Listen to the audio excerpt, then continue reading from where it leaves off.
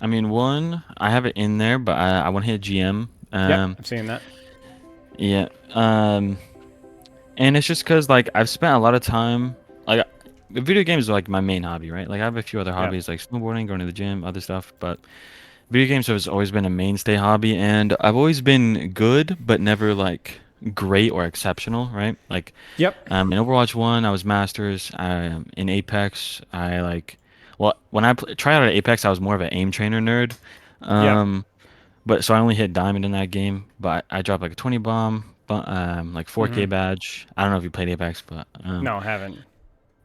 but yeah. But you were I'm good. also yeah, I've always been like really good at a bunch of games, but I've never been like that really high, like insane level. Like I've never been like the top 0.1%. I've always just been like masters or like, you know, or like the masters equivalent. I've never been like, Yeah, I the gotcha. highest rank. It's like So the last yeah. step kind of a thing. Yeah. Yeah, exactly. Yeah. Yeah, makes sense. Makes sense. Okay, okay, sounds good. And you're just like looking to break into that with Overwatch. So the question is why Yeah. Overwatch? Because like so I really love FPS games and I love the mechanics side of it. That's why I'm also a DPS player. I just love like aiming. I love like the skill of it. I love popping off. I love having like that spatial awareness because I Mm-hmm. feel like spatial awareness in an FPS game. Because I also was like really grinded League for a while. I got to like Yeah. Diamond in League as well. But I feel like the spatial awareness in League is a bit different. It doesn't feel as skillful in a way. Like, okay, don't get me wrong. There's a million things to focus on in League, Yeah, but in an yeah. FPS game, It's different. you have It's to different. be, yeah, you have to literally focus your attention with the camera where everything is. I feel like that's also something I need to work on, but we can get into that later, I guess. But Yeah, yeah, yeah. just and also because my girlfriend loves Overwatch, so and that's how we met. So Okay. it's just like another additional reason on top. Yeah, makes sense. I mean, I don't know what it is, but it just feels sexier to flick and hit a shot than it does to That's what make it. I'm saying. That's what You I'm know what I'm saying? saying. It's just better. It's just first person shooters are just, there's a reason why the genre is really popular. It just feels like a really, really good. And I think League of Legends is a phenomenal game. And I think MOBAs and stuff like that are amazing. Like I'm a big RDS guy as well. But like there isn't the sick, cool appeal of hitting a shot. It's just something that you don't really ever beat.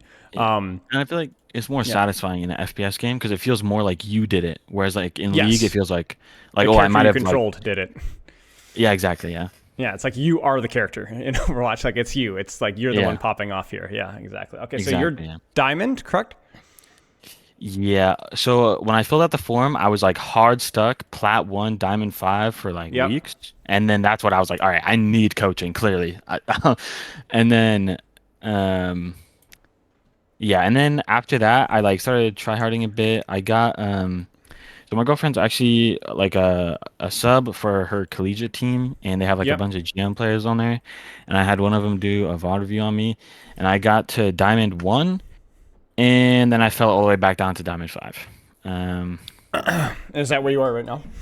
So yeah, currently I'm diamond. No, I'm diamond 4 currently. Diamond four. Okay, so obviously you definitely did improve. Just you hit a peak, and I think whenever you hit a peak, you always know there's going to be a drop because when you hit a peak, you were either lucky or playing at your peak, which is really impossible to sustain for anybody. Mhm. So like let's say that right now, like you're like a diamond three player after the VOD review, whereas before you were like a plat one player. That's the way to kind of look at it, right? You're not as low as your lowest, you're not Mhm. as high as your highest. Now the question is what did you learn from that review? What is some of the feedback that you implemented, and what did you improve on? Yeah, so I think a big thing was trying to be more aware of like what my team's doing and not always thinking about like because I feel like a lot of times I just think about what's the optimal play for me with complete disregard for my team. So a lot Mm-hmm. of times I would take like really bad angles or like take up bad positions where like theoretically, sure, this is a great angle for me to play, but it's actually a terrible angle because my team isn't there supporting me. Right. So basically like not taking like just being more aware of what my team is trying to do rather than just trying to do everything myself. Yep. And Yep. Makes like sense. not always try to, yeah, not always be the hero. Yeah, makes sense. Makes sense. It's kind of funny. Like I work with two types of people, right? And obviously, most people fall somewhere in between. But there are players that do what you do and play strictly selfishly and disregard their teammates, and that usually leads to positioning errors because you will take Mhm. an angle, like you said, that's good for you, but your team isn't with you. They're further up or further behind. So you need to choose an Yeah. angle that's good for you around the team. But then I also work with the opposite, which is I'll work with some players that are so team reliant. They end up playing around their team, but they don't think about like, what is my hero good at? Like what kind of unique value can I provide? And they end up playing like a really bad angle for their character and just end up doing jack all.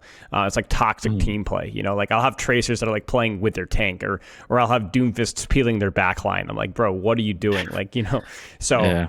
so we'll have to find the balance with that. It's not even really a balance. It's just playing a selfish position where your team is playing. That's the rule. Yeah. The general vicinity of where you set up is team play, but then you play selfishly in terms of where you actually angle. So DPS play, I mean, it's not a shocker with your FPS background, Sojourn, Echo, Ashe, Tracer, Cast. So primarily hit scan and hit scan variants with Echo kind of tossed in there. Is that correct?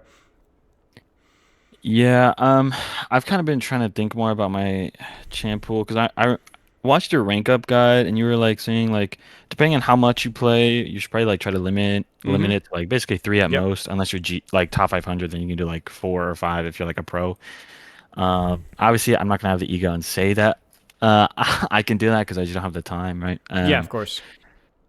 Um, but yeah. So okay, here's the thing. I really enjoy Genji. Yeah. Uh, And okay, I'm probably gonna just stick to hit scan characters like Ashe, Tracer, Widow, and then like Sojourn Cast thrown in there. But the thing is yeah, I just like I want to be good at Genji, but I just don't think because there's so many situations. Like there was a game earlier today I had on King's Row where like the other person was playing Widow. And I just like I was playing Ashe, and I just feel like I couldn't really do much against it because like sure Mm-hmm. I could play behind cover, play behind shield, play behind like stuff like that. But then I feel like I'm not getting as much value, and then because of that, they're allowed to take more space. Yep. Yep. And then like if I try to match the Widow, I end up getting screwed over because usually they're playing like Ball or like Genji or something with the Widow, and then it's like if I play Widow, I'm just gonna get dove on repeat while also being sniped by their Widow. So then it's like okay, Yeah. I can't play Widow in this situation, and I can't continue to play Ashe.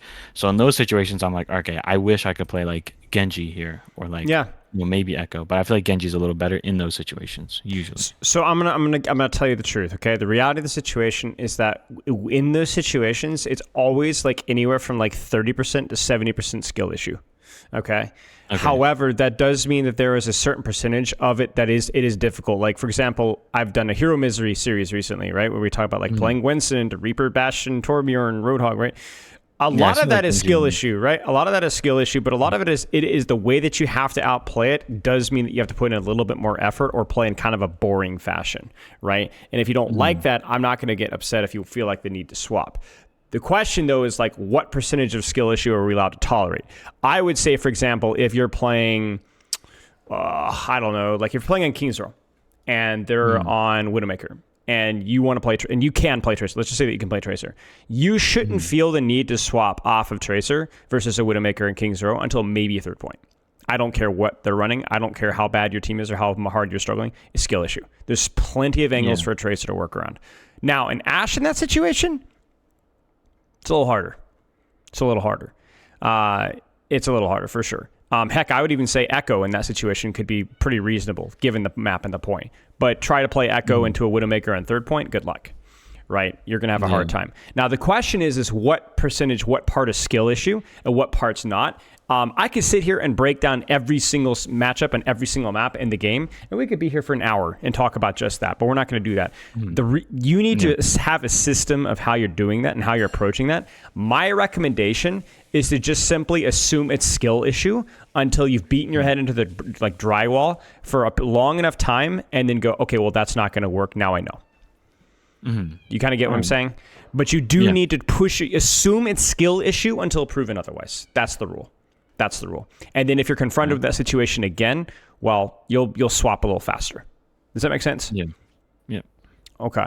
Now, the example that you kind of brought up there earlier, which is like, okay, I'm playing Ashe into Widow on a map where like it's like really good Widow sightlands, right? Like that's definitely tough, and I would say that's like a good, 40% skill issue. But a lot of it is the map is very unfriendly, so I wouldn't be upset if you swap there, right? But that's not always going to be the case. And I think also depending on your mental state, maybe how you perceive the situation as well. It's a very common error. People get mad at counter swapping, or they get mad at the situation and they stop thinking creatively, and then they obviously feed. Yeah, I mean, I don't necessarily think, like I think I don't know, I don't get like tilted as much, Good, good. and I think it's more of just like I want to make the biggest difference in terms of our team Yep, winning, and yep. I think, Understandable. yeah, Yeah, yeah. Like you should always um, aim. I'm looking at your form here. Like I want to be. Uh, I genuinely don't know what I could have done better, and I think like that. If that's your goal, and then you mm, feel like that, then it's going to be very frustrating because it's like, well, I don't know what I could have done better. Well, we have to analyze it. There's always something that you could have done better. Um, yeah, I would say like this is the reality of the situation. It's like this is an old tired trope, but it is true. The idea is that if you are, let's say, a Diamond 4 player and you are playing at a Diamond 2 or Diamond 1 level, okay? Which means that you're playing mm, really, really well. For like you're having a sick day, you're popping off, you're still gonna lose like 30% of your games. Even if you're overperforming consistently every single game, you're going to over. The only time that you could basically guarantee a 100% win rate is if you're playing at like a Masters 1 GM5 level in a Diamond 4 lobby. You could pretty much almost guarantee. You would still lose, but it would be like 95%. The problem is you can't. You're not that good. You just aren't. mm, Right. So there's just going to be a percentage of games where like you could even feel like you're performing very, very well and still lose no matter what you do. Okay. yeah. That's So, kind of how today felt. I'm not gonna lie. Like I yep. lost. Okay, so I played quite a bit today, Yep. so far, and I lost.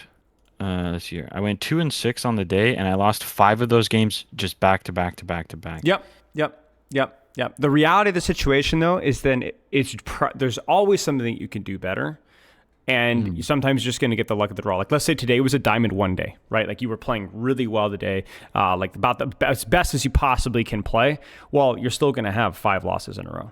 Like even if we were to yeah, say like you have a 60% chance of winning the game, if you flip a coin, 5 times in a row, even if you waited a little, you're gonna get some unlucky streaks. That's just how it yeah, goes, right? So the reality of the situation is that the most important thing that you can do for your improvement, period, besides just enjoying the game, is focusing on your performance and trying to drill specific skills and not worrying about what could I have done better to win the game, because the answer is there's always something. It doesn't really matter. You could ask yourself, what do I need to be practicing this game, and let the result take care of itself. yeah. Make sense? Right. Yep. Okay. Now, I don't want to completely abandon the hero pool discussion. I'm going to plant the seed. You've seen the video. You know what my recommendations are. You're Mhm. obviously allowed to bend the rules if you really enjoy swapping in certain circumstances or you feel like there's just not a good solution, but you should try to keep the spirit of that video in mind and do your best to stick with it. Um, that doesn't necessarily mean that you're not never allowed to play, more than 3 heroes. Of course not, but you should try to aim to something closer to that. That's the goal. Yeah. And you can obviously change that too. You get bored of Echo and you want to pick up Genji, that's fine. Doesn't have to be locked in forever. It just needs to be locked in for the month. That's what would be my recommendation. Yeah. All right. Okay. Do you have any questions so far? Um. No, not really. Okay. Last question for you is, what does your training time look like? You're talking about 3 to 5 hours almost every single day. How is your schedule? Is it just Yeah. solo queue ranked? Do you Um. scrimmage? Do you play with your girlfriend? Like, how does that all go? Yeah. So usually, um, it's a little inconsistent with how exactly it shakes out. Because I do like shift work, so sometimes I need because I work at Chipotle. Yep. So sometimes I need to go in a little early. Sometimes I'm working mornings. Sometimes I'm working nights. But as of right now, I'm pretty consistently working nights. So basically, what ends up happening is I wake up anywhere between like 8 or like 10. Um, which is why I'm consistently able to get 8 hours, is because like I just kind of sleep for however long I need to. Mm-hmm. Um, and then I usually will, grab some food, get some water, obviously. Because man, there's a guy, his last name starts with a K or something. He does like FPS stuff, and he's like a really, he's a guy in the aim training scene. I used to play Quake back in the day. Anyway, he had this thing with a sports psychologist where like you have to drink up a lot of water. Anyway, I don't know why I'm rambling. Sorry. Anyway, No, no, so I'm no, no. drinking. This is good. It's Daniel Capadria. Yeah, that's him. Anyway, yeah. So I make sure to drink like a bunch of water in the morning. Make sure I'm like super hydrated. Because usually I game right when I wake up, pretty much. Yep. So usually, I don't like to jump straight in. Today I did. It didn't really affect the games, like the first two games, because I lost one and won one, so it's like, it's whatever. Mm-hmm. But usually I aim train anywhere from like 30 minutes to an hour. Sometimes if I really want to, I'll train for like hour and a half. Okay. And I know your stance on aim training and everything. Okay. Um, but yeah, I just like aim training. It's a lot of fun, Then and that's your choice. You know, knock yourself out. It's like it's a yeah, productive hobby, I guess. well, in a way, yeah. Yeah. But yeah, and then I'll probably game for 3 to 4 hours after, depending on when I woke up and when I have to Mm-hmm. go to work. Mm-hmm. And then yeah, I go to work, and then sometimes I'll play a couple games afterwards, but it's like usually on an alt account where Yeah, I'm I like got you. not like super tryharding. Are you all like? Is it all like solo queue stuff, or do you play with No, your girlfriend? How does that break down? I usually play with my girlfriend. Okay. She is better than me. She is like Masters. I think on her main account, she hit Masters Mm-hmm. 3 this season. She's Mm-hmm. hovering around Masters 5 right now. Mm-hmm. Usually sometimes we play, most of the time we play in uh, with each other on our mains, but sometimes she'll swap to her diamond ult. Okay. Okay. I do a little bit of solo queue, but usually I end up playing with her.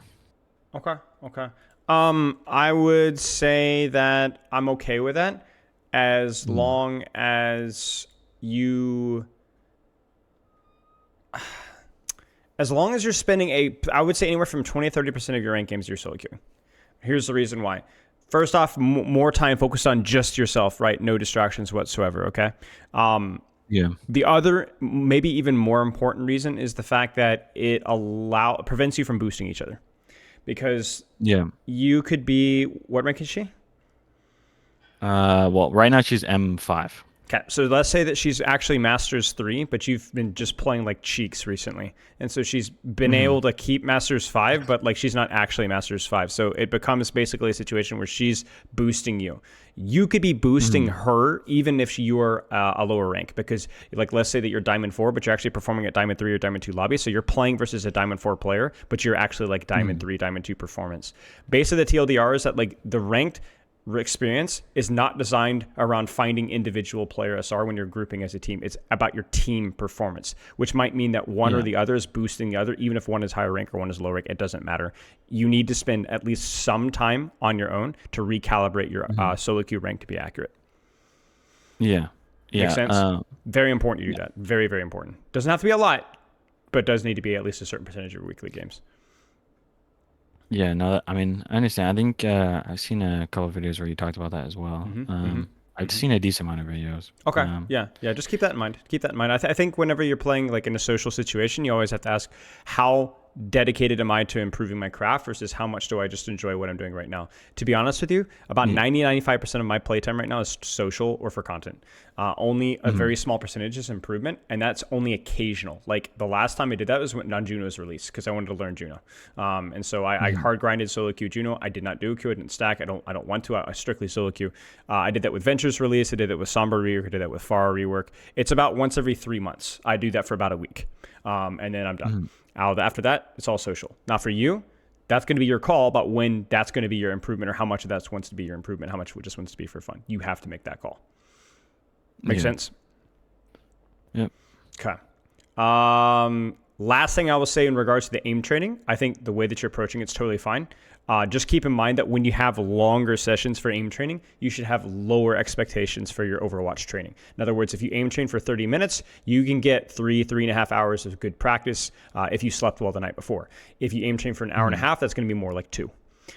So on days where you do aim train for longer, just have shorter periods of hard training time. I would never try to have like an aim train session of like an hour and then 4 hours of ranked afterwards to expect me to be high caliber, high performance for that entire 5 hours. It's not possible. Yeah. Make sense? Yep. Okay. Any questions so far? I know a bit of a clip dump here. No, I got it. I Okay. understand. Okay. So lots of little feedback, lots of little details, lots of little advice. Again, you kind of interpret that as you like, but I think it's really your call to kind of implement that however you like. Now, Any questions in terms of strategy or gameplay or heroes or anything else that we talked over? I know I just asked that, but just once more. Yeah, okay. So I do want to touch on hero pools just a little more, just Let's because do it. I feel like this is always something I struggle with. So when I first started playing Overwatch, I basically one-tricked Tracer, like back in Overwatch 1, like Mm-hmm. pre-goats. I was Tracer one trick. And then during goats, I was gold at the time, Mm-hmm. because I that was Overwatch was kind of it was my first FPS, but it was my first PC FPS. Yeah, yeah, understandable. Um. Anyway, and then during goats, I ended up climbing up to like high plat, like low diamond with Zarya. Yep. And then after that, there's like a grab dragon meta and ranked, and I And played I quit playing Hanzo. tank. And that Yeah, meta literally killed me at playing a tank. I just quit. But yeah, keep going. I remember that meta. Oh yeah, yeah, and yeah. then I played a bunch of Hanzo. I got to like really high diamond, and then I started playing a bunch of Ashe and got to masters, and then I like quit the game. Mm-hmm. Mm-hmm. Because there's like the whole drought and everything. Everyone Yep. everyone was making videos, and started to lose like passion for the game. I started going to Yep. college. I was like, Yep. it was just A- like you know. Apex, So then I Valorant, stopped. Fortnite, all like popping off as well. So yeah. Yeah, exactly. Yeah. I started playing Apex casually, and then yeah, basically just stopped playing the game. And then I come back. I came back basically last season. I have like 5 games on season 11. I have like I have like 40 games on season 10. And then I didn't before that I haven't played Overwatch 2 at all before season 10. Mm-hmm. And then season 12 and I played like 200 300 games, and this season just started and I'm at about like 70 games. Mm-hmm. So yeah, anyway, so I used to like I always like change my characters a little bit based on meta, but I got Mm-hmm. super into Tracer and I have like probably 400 hours on Tracer across all my accounts. Yep. And I come back to Overwatch and I don't really it doesn't Tracer doesn't feel the same. Like the game doesn't obviously the game's not the same, but she doesn't have because I used to watch a lot of Kabaji, a lot of Defron. Yep. And I don't know. For some reason, I just felt like Tracer was like the character because it's like you have everything packed into one character, right? You have crazy Yep. skill expression, both abilities and aim. You can hard carry a game, and I had so many games back then where I would literally 1v9, and it was the best feeling. Yep. The adrenaline going crazy. I was hitting every shot, insane pulse bombs, right? But now I don't know if it's probably just because I'm bad, but Mm-hmm. I don't. It doesn't feel the same on Tracer. I can't like one clip people as easily anymore. Like it just feels like the damage and like the it just doesn't feel like the damage is there. So I feel like a lot of times when I play Tracer, I find myself what I'm doing is I'm just kind of like waiting for my tank to go in, and then like I go in, and then like either we kill him and we win the fight, or like we don't kill him and we lose the fight, and it's just or we like reset or whatever, and we just keep doing that over and over, and it's like I'm kind of getting bored because it's like it's not the same, it doesn't Yep. feel like the same adrenaline. Maybe it's just because it's a higher rank, so people are playing more strict, people are playing more correct, so it's Yep. like a lot harder to just like go in and just one clip somebody. um but yeah, so I feel kind of aimless with my hero pool right now, so I've been Yeah. playing a lot of hit scan.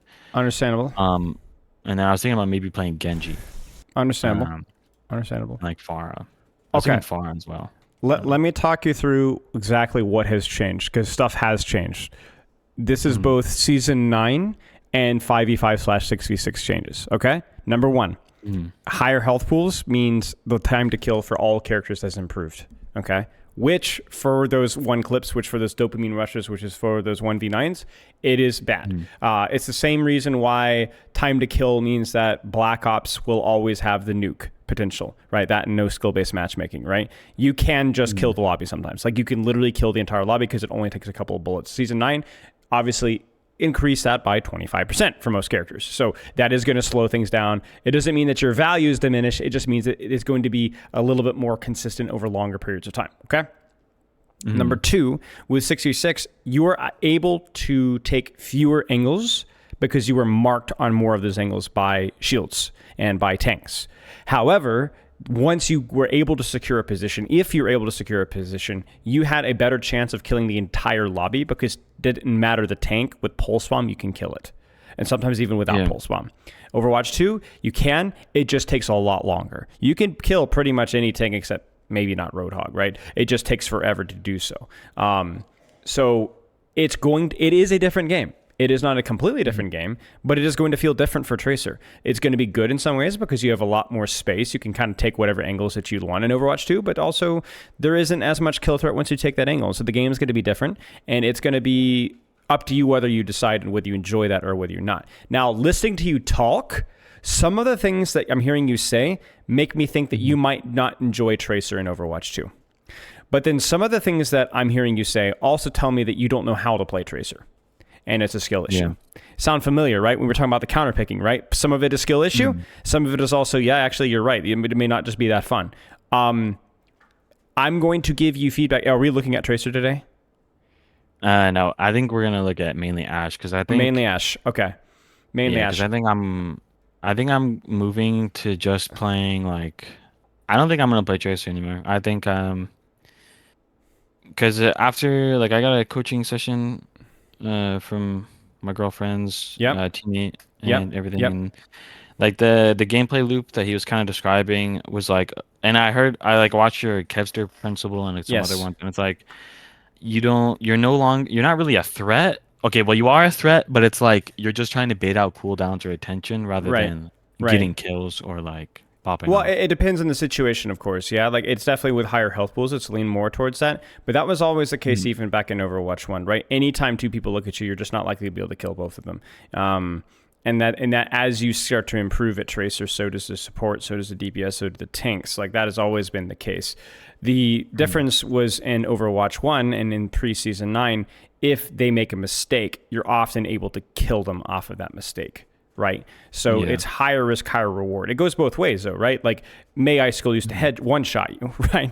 Like you made a mistake, you Yeah. died instantly, right? Like that's not quite as much the case anymore for Tracer. So you benefit and you But- suffer from it. And if that's not the gameplay you like with a flanker character, then that's totally fine. That's not objectively wrong. That's just your subjective choice. Yeah, and I So think the high risk, high reward is like really appealing to me.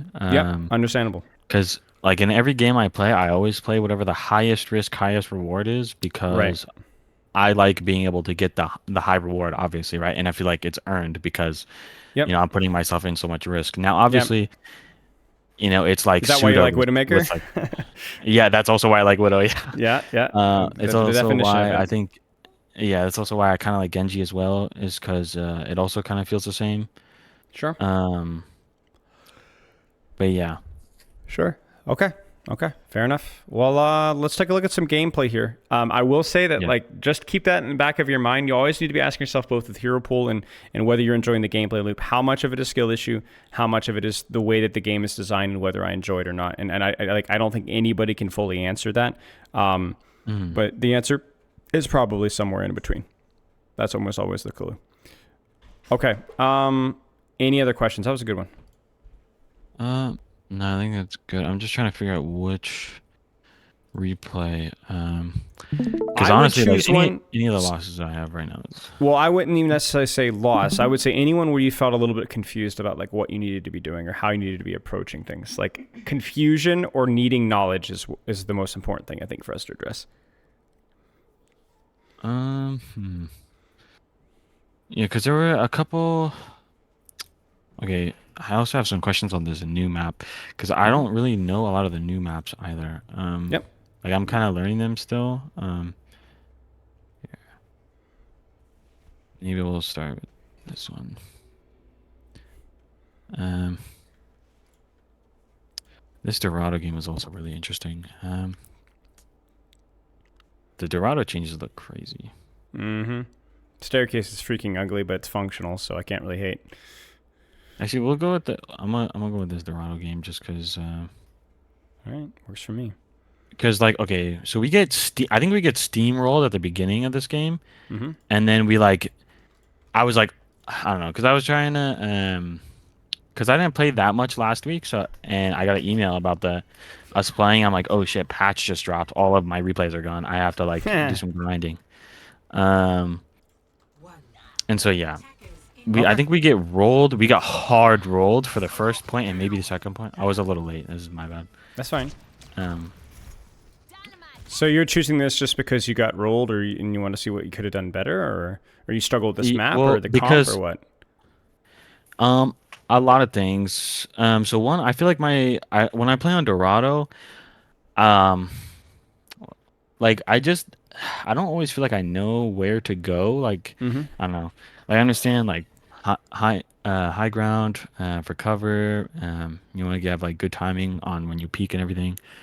But it's like it's I don't know. I just find it difficult on like second point, especially like where exactly do I play, especially if they like have access to that. Like if they're already there, it's like I Yeah, don't know. Like it yeah, feels yeah. difficult to have solo impact on this map. I feel like a lot of this map you just have to play with your team, and I feel like that's Okay. I don't know. Okay. Yeah. Okay. So remember the rules with positioning. We kind of talked about it earlier with you being a selfish player. The first rule Hmm. with positioning is where is my team fighting? Not Hmm. necessarily like the specific spot on the map, but like generally where are our sightlines? When are we like actually fighting? And then finding your selfish position around that angle. So we've dictated where's the team aspect. Where's the selfish aspect? What selfish things does Ashe like in a position? Mm. You tell me. Oh, What kind of a character high is she? ground, decent, like pretty good distance. Not like sniper range, but like Yeah. medium to long distance for sure. Short range is like doable, but When it's is it definitely more not where you doable? want to be. When is it more doable? Like if you hit a dynamite or it's like, it's just like if it's I don't know. I mean, if it's a character that doesn't excel in close range, like Widow, for example. Now I don't know Mm-hmm. what situation you would be in where you would be close to a Widow, but like Sure. hypothetically speaking, Yeah, and I like just the like a fact that character. you said dynamite too, and that's a great point, right? Like if you hit that dynamite, Yeah, like there's a lot of characters that you can take up close. Yep, absolutely. yeah. Okay. Okay. Any other questions about Ash before we get in? Um. Oh, I did have a question because when he was doing the other coaching session, he was talking about like unscoped and scope shots, like comboing them together. I find that like really difficult to do because like the scoped sensitivity like changes. Mm-hmm. Mm-hmm. But like it just feels really like obviously maybe I'll get better with it the more I play Ash, but it just feels really awkward going in between them. Well, the reason Um, why do people do that? So you tell me, what's the benefit of going unscoped into scoped? it's because you can do like a bunch of burst damage, like more Yep. than just scoping in and holding left click. Right. So more than just this, but you go right. That's it Yeah. exactly. Now you brought up the sensitivity problem. If you're using this tech appropriately, sensitivity does not matter because when you do this tech, in most circumstances, you're not moving your crosshair or you're not moving it much at all. Hmm. Okay, that's kind of like the transition here. That's kind of what we're Hmm. doing, right? If you're feeling the need to like, oh, like I'm flicking and then going into the scope, then you Yeah. shouldn't be doing the tech. It's basically only that's how you do the tech, or that's the tech. You Yeah. understand? So if the Yeah. It's scope just sensitivity doesn't really matter if you're using, like depending on when you're using it, if that makes sense. If the target's moving yeah. around a lot, then you're not really doing this tech. Yeah. I've seen like okay, obviously these are like pro players, but I've seen clips of like Merit and like MN3 like Hmm. do like actually do unscope to scope and they like flick it in the middle of it and they like double Right. dink. I'm like, Yeah, whoa. I mean, Like, it's situational, but it's never something that you pursue, right? So, for example, if mm, I were to shoot like this combo here, if I'm purposefully looking to do the combo here, I'm going, mm, right, that's the combo that I want, right? But if I go mm, for an unscoped shot, let me get up closer here. I'm going to go for an unscoped shot and then I scope and then he's moved up, I might have to flick and go for it, right? So you mm, basically are like, if you're going unscoped into scoped and you're having a mm, hard time adjusting, that's normal. That's mm. normal. Okay. That's totally fine. You want to look to pursue that combo whenever targets aren't moving that much. Okay. Gotcha. And Okay. if you're being dove by like a Genji, you're going to be mostly spamming unscoped shots until you see him make a predictable arc, right? And then go for a Yeah. quick scope shot right there. Like that's when the tech is useful. But then once you go for the scope shot, you might want to then unscope to resume strafing and go back to spamming shots again, right? Mm, Like you said, it's just about min-maxing your burst. But if you're struggling between scoped and unscoped and unscoped into scoped, that's normal. That's okay. Don't worry about it. Just practice it more. Practice it more. yeah. Yeah, There I've been isn't really working a on it life hack just with like that. going in Vaxta. Yep, Yeah, I've just yep, been going into Vaxta and practicing it like while I'm in yep, Q or whatever. yep, yep. Totally fine. Totally fine. Any other questions? Yeah. Okay. But yeah, the It's TLDR for like, that is that it's an effective dueling tool, but if you're having a hard time aiming with it, then that, yes, it is very hard. yeah. The key thing is mostly to know like when can you scope. So like a merit situation of like when is a good time to transition from unscoped into scope, and it's usually when they're in a more predictable arc. Yeah. So okay, Like if let's. Genji's double jumping or Yeah, something. exactly. Okay, so the rule with Ashe, like you said, is playing like kind of No. sniper positioning, We right? don't talk about me missing the dynamite, but Yeah, yeah, well, I yeah, don't miss we this. don't care. Kind of playing a sniper position. Okay, but Yeah, the pretty much. first rule is where are we fighting? You tell me. Where's your team fighting? Give me Ideally, the general like, vicinity. um, I mean, it's kind of just like exactly where you're looking. I mean, it's kind of like Yeah, it's centered around where this cast is, pretty much, and like right that here, right? long. Yeah, yeah. And Right I should here. be next to the Ana right here. Okay, so Yeah. this is the tricky part. You need to find a position that is on our screen, or I guess on our screen now, just on the perimeter, right? That Mhm. works for your character. What sniper angles can you play? I want you to name 4, even the stupid ones. Um. Well, okay. I think the obvious and best one looks like the one with the Ana, but we can also play the window next to the Doom. Well, before Yeah. the like Ignore it. No, above no this time. disclaimers. No Yeah. disclaimers. No disclaimers. Just tell me. You said Okay. this window here, this one, or this Yeah. position here. That Yep. Give me one. 2 more. The one where the ball is right now next to the Okay. ramp. Yep. Good. Plays your And sight lines. then Plays your range. Give me 1 more. I mean, right above where you are is like a theoretical Yep. possibility. Yep. It plays to your range, right? Right. So Yeah. now Yeah. give me the risk to reward ratio. What's the safest of those 4 angles? Uh, I mean, it's either the window. It's probably the window actually, because you have the closest.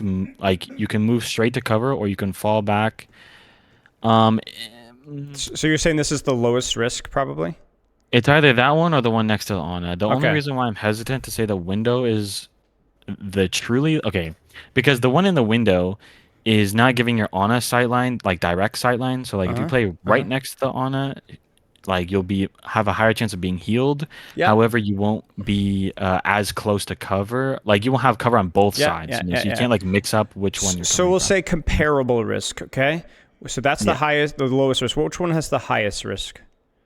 Uh, I mean, I would say the one right next to the payload, like the one where the new elevator goes to. Right here. Right. Obviously, it's the most isolated. It's the most exposed, and it also doesn't have great cover either. Okay. Now, this is the important question. You're looking at things when I asked you what's the best position, you immediately assess the risk, but you didn't ask what's the most rewarding angle. What is the angle that is most Mhm. likely, if you can live, to lead to kills on the enemy backline or in anything out of the 4 that we picked? I mean, probably the one next to the elevator. Probably the one next to the elevator. Why? What's unique about this position? I can see everything. Why? Why can you see everything? Could you not see everything from this vantage point here? What can you see from this? Because there's no Right? corner. There's no corner they can like play behind, Why is there unless they no go to corner that can play spawn. behind? Where's the Life Weaver hiding from? What is he hiding from? Why is he there? Why is the Echo hiding on this little roof thing here? What is she hiding from? The most common angle, which is where the Ana is, Do you see exactly why you playing there provides value then? Because it's because an it splits up. uncommon angle. It denies them the Yeah. ability to have cover from 2 sightlines. You understand? Now, I'm Mhm. not encouraging you to play here necessarily. I think this would probably be silly, right? However, Yeah, we're, just we're a teaching the thought. principle of why an angle matters. So the question Yeah. is, can you get the value of an angle without completely compromising how isolated or how far or how crappy your cover is? Think back to our 4 Mhm. options. You tell me. Sorry, wait, say that again? Which angle of the 4 Mhm. allows you to deny their cover? That's not this position. This one's too crazy, too high risk. The one where the ball is. Okay, so you're telling me that if you're here, you can deny their cover, and the answer is yes. See? Mhm. 1, 2. There you go. The Mhm. question is the risk, the reward, excuse me, worth the risk? How much risk is this versus this? Or how much more risk? Ignore the ball for right now. Like, let's say you're here to start with, right? Let's say the ball's here and he's going Yeah. to roll out and dive on you, okay? So what's the Then risk? the risk wouldn't be that high. Like Okay. out the gate, the only thing that I would maybe be worried about is like a widow in that top area or something. Oh, Um, actually, it's gone now, so yeah, but yeah. yeah, Okay. I mean like spawn over there. But Okay. yeah. So be honest with me here. Would you ever consider rolling out in this angle if I hadn't have grinded you through it one step Yeah. at a time? Would you Not I consider would rolling out not here? play the elevator one, but I would play on that one. Yeah. Okay. So then when I Most of the asked time you I do what should be actually. the optimal position, why was your first response? Well, clearly it's the one with Anna, when actually it's not so clear at all. Well, just because I feel like I don't know. I've been trying to like play safer, right? That's kind of been like in my head. I gotta play safer because I always have like the most deaths on my team. So I've been like really trying to drill myself to play safer. So that's kind of the main reason I think Uh-huh. because it's Uh-huh. just like I don't know because um like the other um his name is Brent, but the Mm-hmm. GM player that coached me. So I'm Yeah. just calling him that just because it's Sure. easier. Yeah, it's fine. It's fine. So he's GM as of right now in Overwatch 2, and Yep. he's on a collegiate team, Mm-hmm. and Mm-hmm. he does scrims all the time. So I respect his opinion a lot, and he's also a Mm-hmm. DPS player. Yep. So Absolutely. um so when he I kind of I don't know I'm trying to like take everything he said as much as I can Absolutely. like to heart I guess, Yeah, absolutely. and yeah, so maybe I'm kind of like overdoing it a little bit, or maybe I'm not Well, like what did he maybe I'm say? just What did Brent say? well, I mean, he talked about the unscoped scope shots for mechanics, but in terms of positioning, he was like, I'm position, like, because before the VOD review, there's this one point on Hollywood where we had just opened up, we were on attack, we just captured the point, and almost everyone was still on the point, and I was like way off to the right, you know where the mega is next to the elevator? Mm-hmm. Mm-hmm. I was like past that, taking shots on the enemy team, when there was like a diva on the opposite high ground, right? Yes. And so he was explaining to me like how the position was so terrible because like I don't have LOS of the supports. The diva could just like fly to me and kill me because and Yep. there's nothing I can do about it because of diva. Yep. And obviously that was like one of the most egregious examples, but um it was like I was taking such like insane positions that I was like, oh damn, like I actually am like I'm playing as if I'm invincible. um yeah. And putting myself in positions where it's like, sure, theoretically, if I just hit every shot, I can play there, right? But like that's never gonna happen, you know. Right. Right. Um, but yeah, So you see now that's you've kind of got what the he was. opposite extreme here, Yeah. right? So the question Well, is, you like let's give you an example. This was the mm, equivalent of what you're doing in Hollywood, right? This kind of a yeah. position, maybe even sillier, right? So Mm, then what's the rule here? When you talk about like that Hollywood position, why was it a mistake? You don't say, "Oh, I should have played safer." Be more deliberate, be more specific than that. What needed to be done yeah. better? You tell me. I didn't have. I was too far away from my support's LOS to like reasonably get there in time. The Okay? diva could have was in within range to like punish me Okay. for that position, and if the diva just had known I was by myself and had went for me, I would have died. Okay, so Because I wouldn't have been able to. you basically, I'm sorry for interrupting, but you basically had No, an go ahead. angle where your supports couldn't see you at all and you were Yeah. too close. Yep. Do you think that you could take those two, bites and make that into actionable feedback that you could actually practice? Yes, of course. Right. Do you Hmm. see how that's better than saying play safer? Yeah. That's just vague. What do you mean play safer? Because that could even lead you to make bad decisions, right? Instead, be like, hey, Hmm. like let's try to manage my range a little better, and or let's see if I can take angles within my support sightlines. Is the angle that we're having you ask here, is this within your support sightlines? Of course, right? Of course. Hmm. That's it. That's it. I encourage you to Um, not use vague terms, and I think Brent would agree with me here, right? Be yeah. very specific with exactly what you want to do and how you want the position. Yeah, because Don't just he say didn't just safer. say play safer. Yeah, because Right. he was pointing Exactly. out every reason why it was wrong. Right. I Exactly. took it all as play safer. Right. Exactly. Exactly. So you can do better than that. Like, cause you're smart. Like you're not like, you're not Hmm. completely like, ignorant with how it works. Like you could figure that out. You need to Yeah. give yourself more deliberate and more specific things, right? If you were coaching a Yeah. bronze player, would you tell the bronze player to be more aggressive? Or would you say, hey, when you have full HP, look to swing? If you're Yeah. coaching like let's say a Ryan, or if you're coaching a bronze Ashe, if you have good cover, let's use dynamite. Let's not sit in that dynamite, right? Like it's not. Don't Mm. use adjectives. Be specific with what you're doing. Make sense? Yeah. Yep. Okay. So from here, I want you to play on an angle, instead of with your back line, but on an angle that provides cover and plays to your range. This does both of those things. And you're still being a team player because you're not angling way back here because you're like, screw my team. I want to fight over here. I don't care if you fight over there. And you're not angling way over here because your team is not spawn camping. We're fighting here. So you need to angle around there. Yeah. Now we're going to take that rule and we're going to apply it over and over and over and over again. And that's going to be our VOD review. Okay? All right, fair enough. We're going to go, are we abiding by that rule? Okay, then where would you go?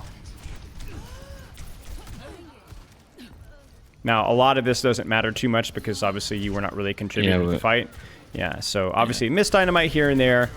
You can always contribute a little bit better mechanically. Nice trade there. That was good.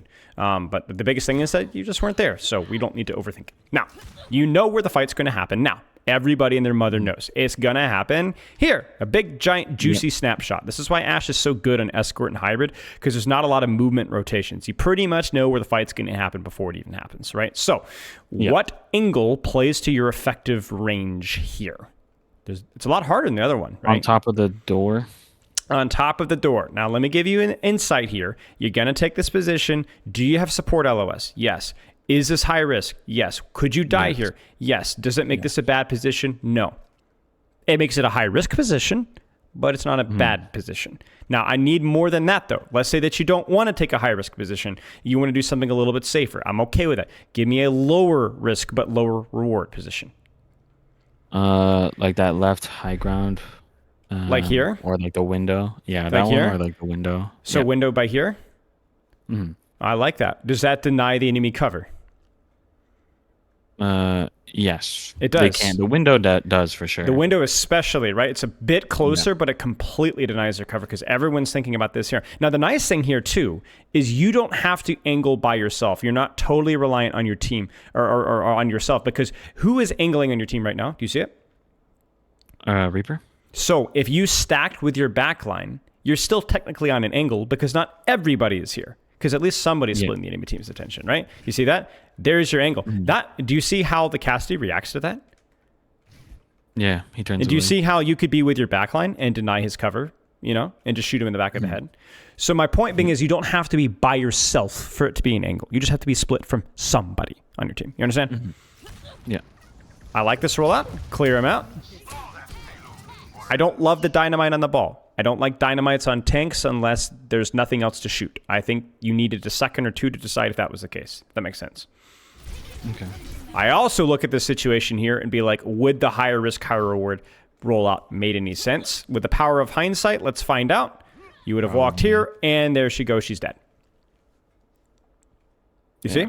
Now, you didn't know that, but when you make good, educated angles, good things happen to you. You get lucky. That's how it goes. That's all. Yeah. As it happens, your angle was very low risk. You didn't even get to the angle that you wanted to, and so the Wrecking Ball is essentially able to solo zone you out, and you're not even playing your effective range. So I wouldn't say that you massively fed here, because obviously the goal wasn't to stay here. But obviously, like, you got stuck here. You probably needed to find an angle that would have made sense, and you're unable to do so. To be clear, you still would have lost the fight, but it's a good general rule to keep an eye on. Okay. Now, everybody and their mother knows where this fight's going to happen. Where is this fight going to happen? Probably. Right. Well, they're kind of spawn camping us, so it's probably going to happen closer to there. I think. So you angle here first. You're correct. No, you don't even need to remember. You just need to predict, right? So prediction needs to be, I think it's going to happen here. So what do you think of your rollout? I think it's pretty good. I think it's pretty good. What's the one downside? One downside. Tank and DPS are dead. Tank and DPS tank and DPS are dead, but you did get a pick. But yeah, you don't have a lot of support. You don't have a lot of support yourself. You see what I'm saying? So you're split from your support sightlines. Is it ever okay to be split from your support sightlines? Yeah. Yeah? It's risky, but yeah. Okay. So how should you respond when you peek this hero? What should your mindset be going into this angle? Basically, as soon as someone looks at me, I just need to get out. You're right. You got it. You nailed it. I really like this angle. And this pays off, too, because how is this Echo positioning to avoid? She's covering from here, right? She's expecting you to come out here. She's not expecting this. You understand? Yeah. You reap the rewards of your good choice. There you go. Well, I ended up... Same thing with Zen, though. You see this? Yeah, but there's a consistent thing where I go like too far, you know? Like I could have Well, died there. I think I do end up dying, but well. Then what's too far? Where should you have stopped? or before I get to here for sure. Like Probably. But even this like as is soon as not the like Zen. this is not terrible. Like at this range, the Zen should die, right? At this range, you should have hit the Mm, shots on Echo, and she should have died too. Or at least you should have forced more CDs, right? But this is fine. mm. And notice that you didn't die, right? Notice that you didn't die. You forced a lot of resources. Is this death you feeding? Yeah, I could have like right here. I should have walked with the BAP instead of continuing to Where isolate is the myself. bat? They were right there, like next to the mini, but they Where are they like right went now? back to me. Where are they? Uh, I Okay, that's can't that's see that that right that now, that but I that can. that, that that's good enough. That's good enough. You don't know. To be honest Yeah, with you, I don't know either. I think he moved this way. Yeah, he moved this way. So yeah, you responded in a very reasonable fashion. You went to your supports. You got cover. You shot the ball. Your supports abandoned you. So yeah. this is your team's fault. This is not your fault. Go next. Okay? You took a good Mhm. angle at a good time. You disengaged. And then your supports just didn't heal you. Go next. You got me? Fair enough. That's all it is. You can't look at every death and expect it to be your fault. You understand? Mm, You also can't look at every life and be like, oh, well, because I didn't die, I played well, right? yeah, Think back to first fight. You were like the last person to die, and yet you were the first person feeding because you weren't even there, right? yeah. Same thing with the Exactly. fight goes before that. So where should you be? Where's your angle? What angle? Where are you Top, fighting, first off? Where are we fighting? probably in that long corridor because Yeah. because Somewhere we're around winning, here. so we're gonna reset Somewhere, and play yeah, and probably moving forward, like you said, because we're winning. So then what angle should yeah, you take? top right, Top right, right? If you stay with your brick, the you're bridge. feeding. You need to get up here and create a different off angle. You will deny the Zenyatta cover because he's not expecting that. He's expecting this. You will deny this life of recover. Let's go. So as soon as you get the opportunity to, you need to go. And you're trolling. You're absolutely trolling. Yeah. So This is my trolling. Bob usages are not great. Your Bob uses are a reflection, excuse me, of your positioning. Mm, Do you see? Because if I ask you to take the position, walk, shoot, shoot, shoot, shoot, keys out, bam, happy birthday. mhm. With or without Bob. You got me? With or without Bob. Yeah, It's done. It's over. So the timing of the Bob is fine. Like this fight is not a guaranteed win right now. This is a 3v3. I think using Bob here is not even necessarily a mistake. It's the timing of the Bob is okay. The placement of the Bob is not. And the placement of the Bob is a yeah, reflection because of it where gets you LOS. are. Right. The reflection of Yeah, the Bob is where you are. It gets LOS. You see, like you've said, there are 1, 2, 3, 4. Wait, where's your Doomfist? 4 reasons? Where's your Doomfist? 5 reasons why this backline should hide this way.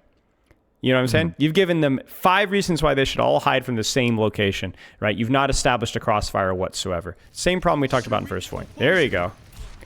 I wish we'd been here before we bobbed. Right? Yeah. And you're lucky you even got the 1 kill. Yep. Is this where the fight's happening? Yes. So that we're Yeah. good. Look at the sightline that you get here, right? Good. Playing your effective range, very good. This is where obviously a Widowmaker would definitely complicate things, but until they go Widowmaker, you do you. I don't think these guys end up going Widowmaker. It's on King's Okay, Row. go back. Go back. Take your angle. You see, this is why high ground is often useful, because high ground is just a different angle, right? If you're hiding from low ground, oftentimes high ground can see you. That's just how it goes, right? Now, if let's say high ground, like there's a better angle over here or a better angle, like let's say that there was no building here, right? You might not be playing high ground. You might be playing somewhere else.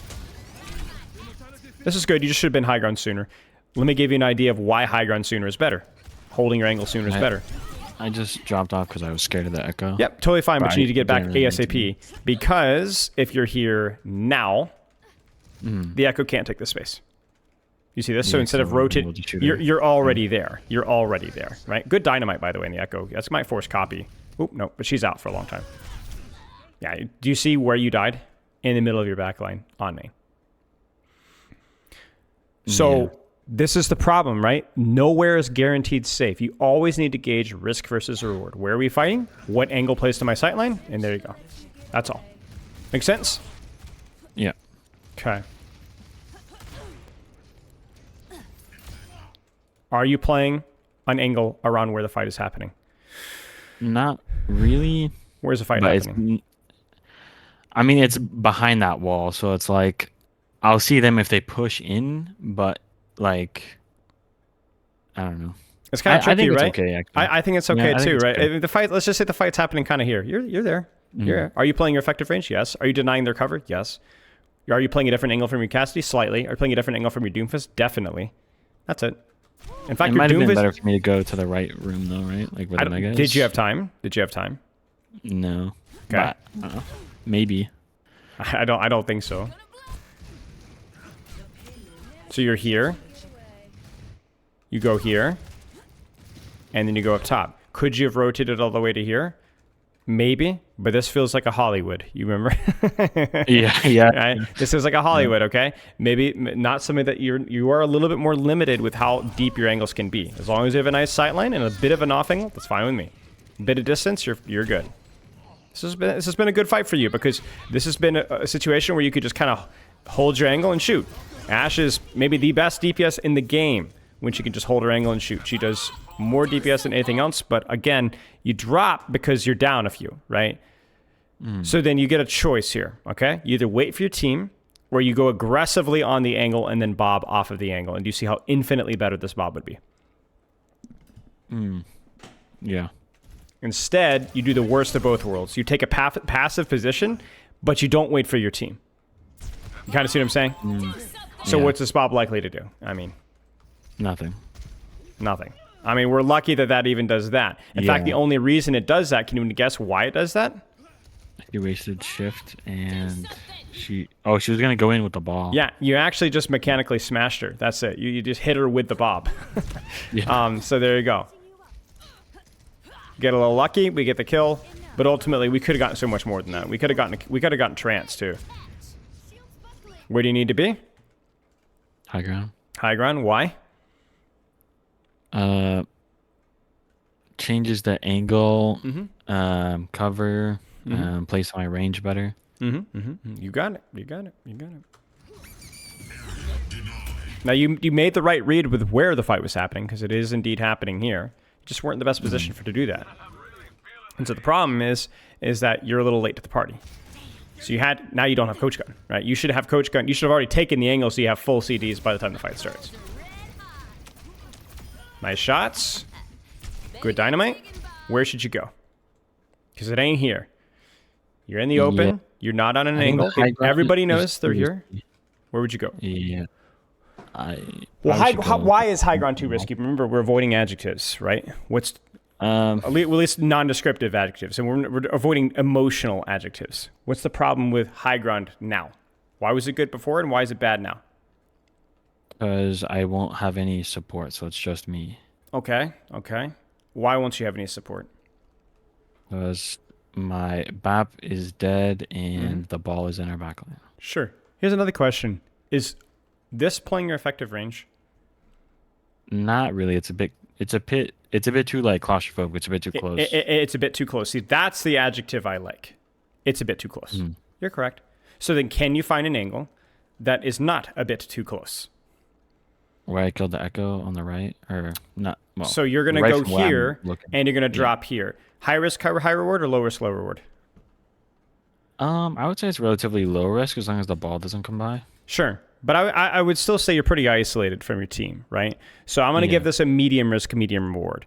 I'm going to be honest with you. There is a medium reward, low risk position available.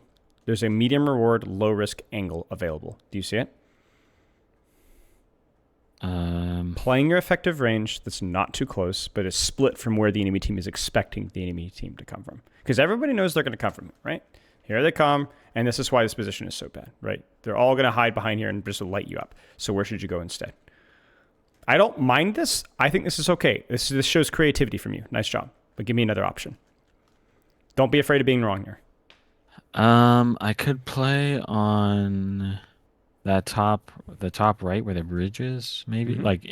Yeah, there, yeah. You could rotate here, sneaky. Very hard versus ball, pretty isolated, but better, right? It feels similar I to also feel like this. it'd take a long time to get there. It would take a long time. Okay, keep thinking.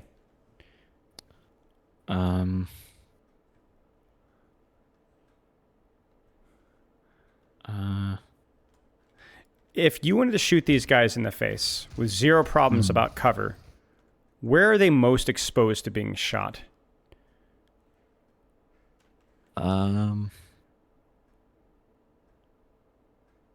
Where did your Doomfist come from? Watch this. You see it? Check this out. Yeah. It just feels a little far. I mean, it's a little. You are playing Ashe, right? Like, I understand what you're saying, but like, I think this is going to be your medium reward, low risk position, right? Now, do you prefer the higher potential here, or do you prefer to take the time to rotate from here? I don't know, but you know what? I certainly like all of that better than this. Do you see how compressed your sightlines were there, and how little you could see? And now you can't see anything. You see it? In fact, you naturally rotate left, but the time that you actually rotate left, you've missed your window of opportunity. Yeah. Does that make sense? Yeah. Okay. This is good. Yeah, because I took this left because they started to push up a little more, and then this is bad just because you're floating in the open. Do this thing here, but do it from here, or do it from here. Just be decisive about which corner you want to play, and don't float. That's the only problem you have here. Yeah, I'm not playing close enough to cover. Yeah, that's it. That's it. I want to move on to a different section of the map so that we can keep practicing this skill. Let's keep going. Any questions so far? Not really, no. Okay. Really simple. You play an angle that plays to your effective range with where your team is fighting. Your team is fighting here. Is this a good angle for you?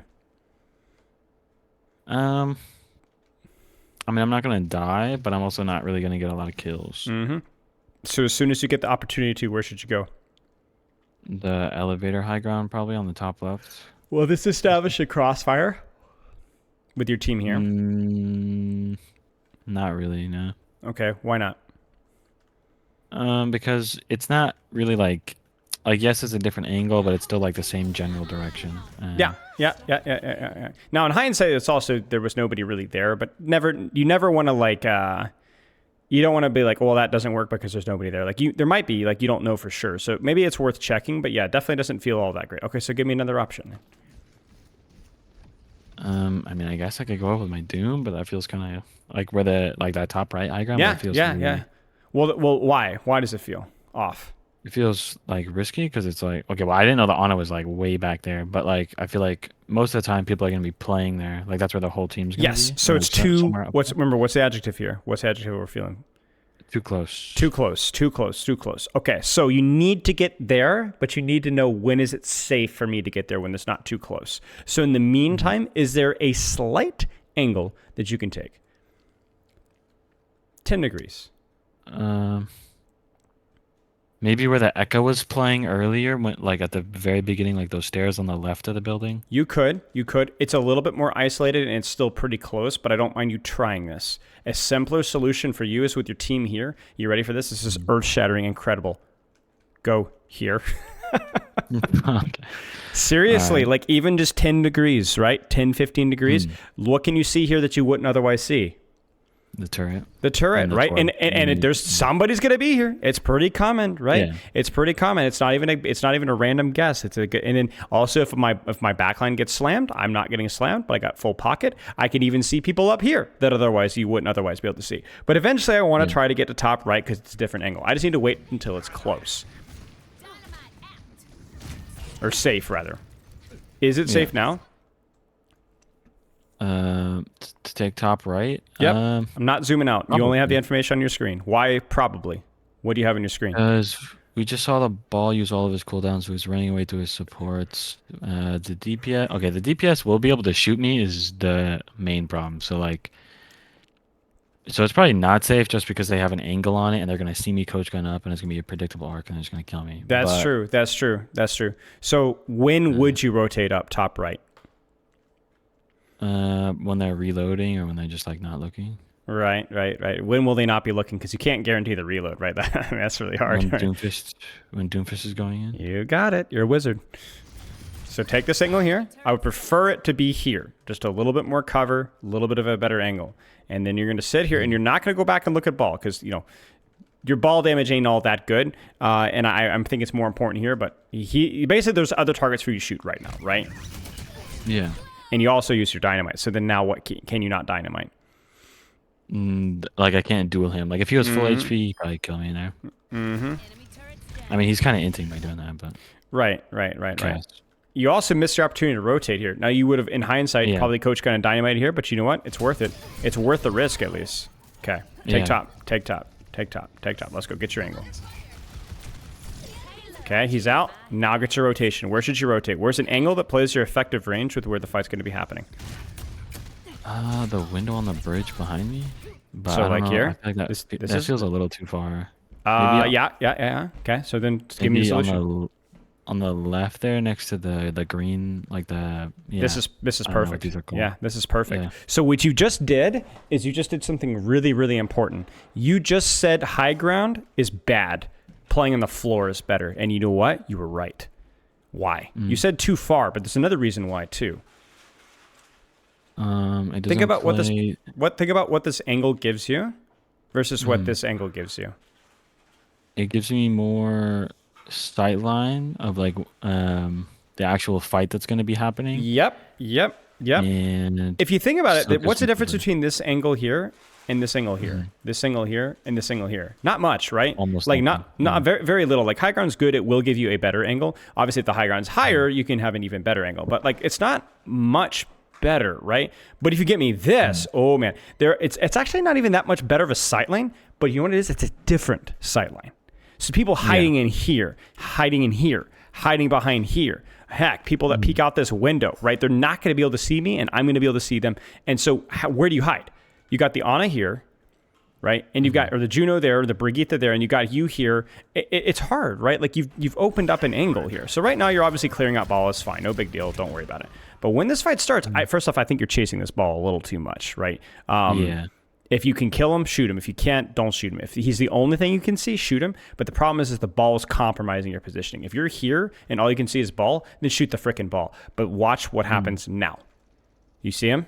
You see the little red man right there? Right, Torian? Yeah. Like, look at the Cassidy, Yeah. right? Bam, bam, bam. Nobody's thinking about this angle. Everybody's thinking about threats here and threats here. That's your window. Again, would that change the result of this fight? Absolutely not. Your team fed. Did you go next? But we're not looking at what would win this fight. We're looking for general principles, general habits you need to fix. And this is one of them. Look at your sight line right now. Yeah, this is just terrible. I Right? can't even It's see terrible. You can't see anything. It's not even the lower risk, lower reward position here. I mean, look immediately at what you can see here, right? This is not even the good one. You could see stuff more, right? Yeah. It's a little far, right? But at least you're on an angle. At least you have a sight line. Okay.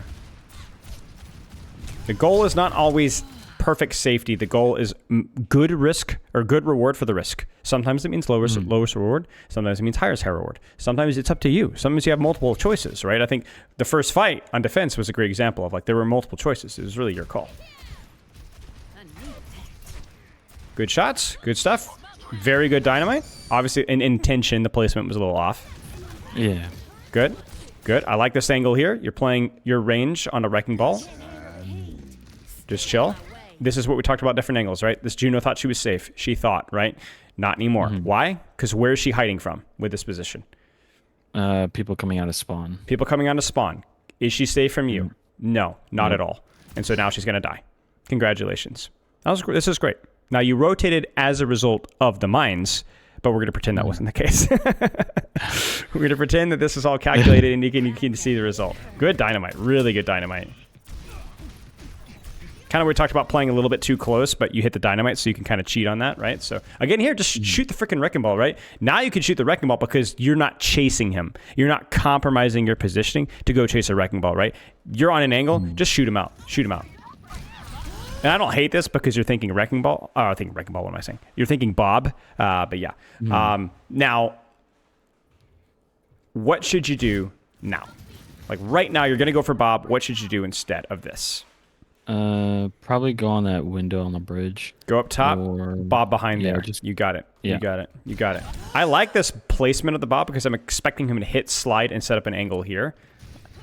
Oh, it's unfortunate. But see, that's exactly... Oh, no, he did get it. Okay, okay.